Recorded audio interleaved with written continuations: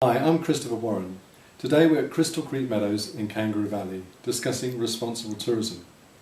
I have with me Lara Claringbould, who is a university student from Surrey University in the UK, and she's here for a year secondment with us. So Lara, we're looking at trying to become as responsible as possible, and you've been helping us with our footprint and analysing our footprint. What were the steps that you went through to do that? So first of all, I took the accounts, the statement that's independently verified for the business, and extracted the relevant information to put into a carbon calculator, and then use those figures against the number of guests we have, and to work out the footprint for each guest and for the business as a whole. And were there anything surprising for you when you did that? Yeah, I found the amount of driving that we do as a business shockingly high, the emissions for that. So I guess that's one thing. And it tells us that we need to reduce the amount of driving we do as a business, which we are trying to do, I suppose. Sure. Was there anything else that you found interesting? Yeah, I didn't realise before I came here that there are different levels that you can calculate your carbon to. So there's the scope 1, 2 and 3. That's right. And Crystal Creek Meadows includes everything and personal use as well.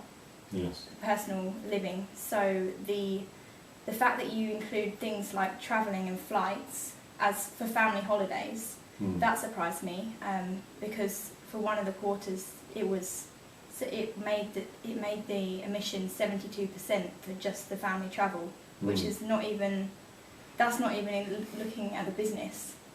So there's two things there. One is that we try to be as thorough as possible. Yeah. But also how significant travel and tourism is, even in personal life.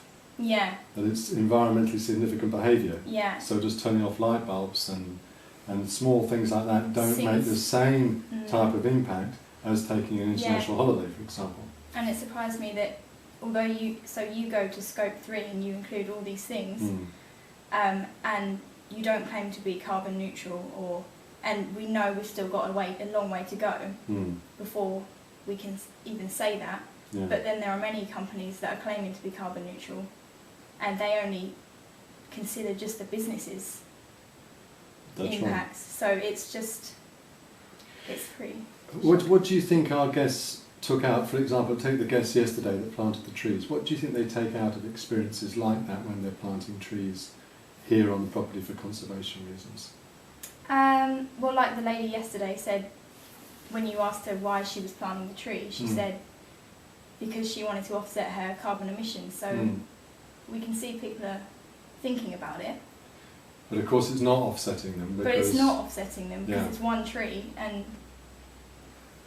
Yeah, so there's a lot of confusion. Yeah. So what do you think some of the actions should be that we should take to help rectify this? I think people need to change their behaviours, and social norms need to be changed. And it needs to be more...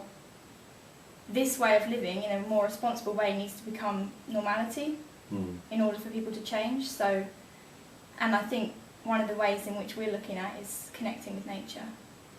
And going down that route to try and change some of the behaviours. Brilliant. Thank you very much.